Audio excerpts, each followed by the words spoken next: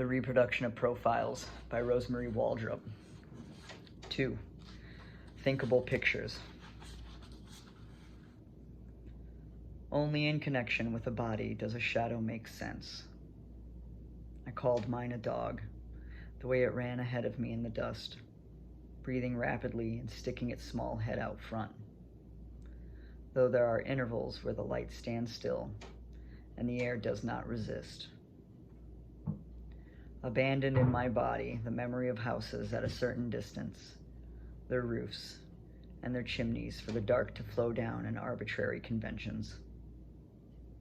This is why you don't like me to get drunk. I fall asleep in the street without even a shadow to lie on, and crowds gather, afraid of being disappointed.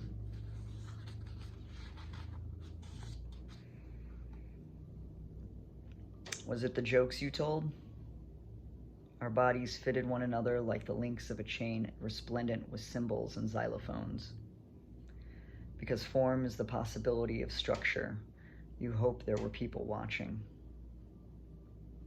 My desire was more like a sailor's rolling gait, as if shifting my weight from one side to the other were a matter heavy with consequence. The salt reached saturation. You said wet was wet, without following the river farther than this sentence or looking at negative facts, their non-existent mouths twisted for explanation. I was not sure I had understood. I was naked enough to disappear in the shop windows. Your weight on me sank through my bones, and I didn't know where I had lost my body, as if it had no vowels, as if the construction were faulty, the mesh too coarse. When you felt a sneeze coming on and fumbled for your handkerchief. I traced the law of sufficient reason down your spine. Your skin was delicate, like a retracted confession.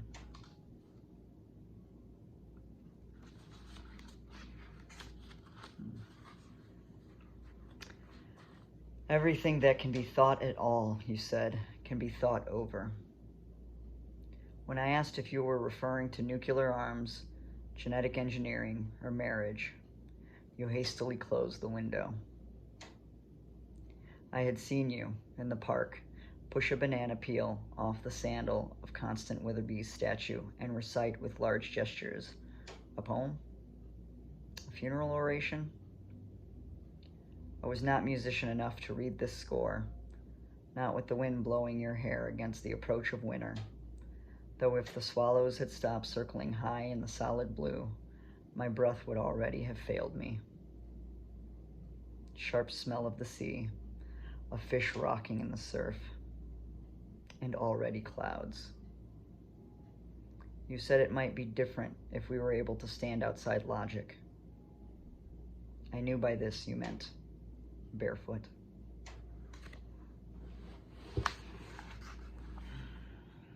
For years already, the countryside had been in competition with my thoughts, not like weather moving through the lungs, but pulling. It was beautiful. It wanted to be looked at. And my attention swayed like a poplar in the wind. Nevertheless, I had learned to substitute freedom of the will for not knowing which future would undress me and pretend to be happy to hold my breath. So I agreed, you said, that there were languages to be admired rather than understood, and that my smile shot dubious appeals to the passage of time, though we knew the river flowed a few yards off whether we tried to cross it or not. The trees rocked gently in the fine mist. Mostly, I had to admit, I live in the subjunctive, unable to find a foothold. If objects were doors, I might be drawn north to forget them.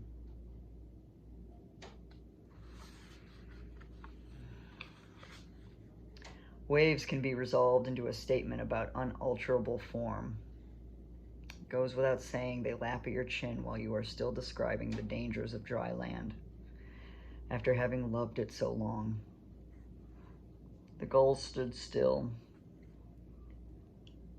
though the light fell on their strained bodies.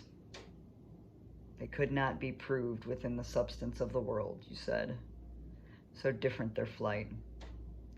I was happy to discover cause, the better to ignore effects. The clouds drowned silently in their reflection, pulling water down with them. We were approaching winter like an object which cannot be put between words. Behavior became simpler since we had dislocated our memories. Still, much was. A little confusion in the propositions will allow for this.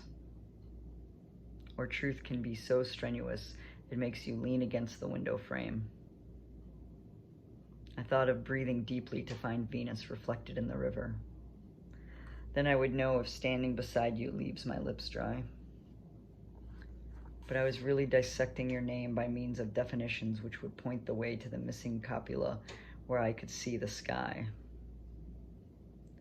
Though the clouds could be uttered in a variety of tones, the stars formed constellations analyzed completely. You cried for the moon, which had started to wane in agreement with constant and variable. What this silver sliver failed to reveal, its expression between my thighs would clarify.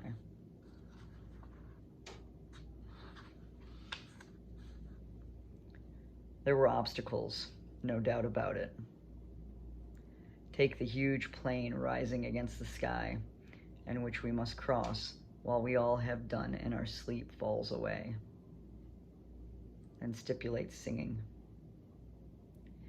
If I fail to deposit a coin, everyday language produces the most fundamental confusions. But what pleasure in getting lost if it is unavoidable? Fear. Possibly. A vague distance inside of horizons. You were wondering if the same path could be taken by two people, and if any grass had grown on the runway since J.F. Kennedy's takeoff.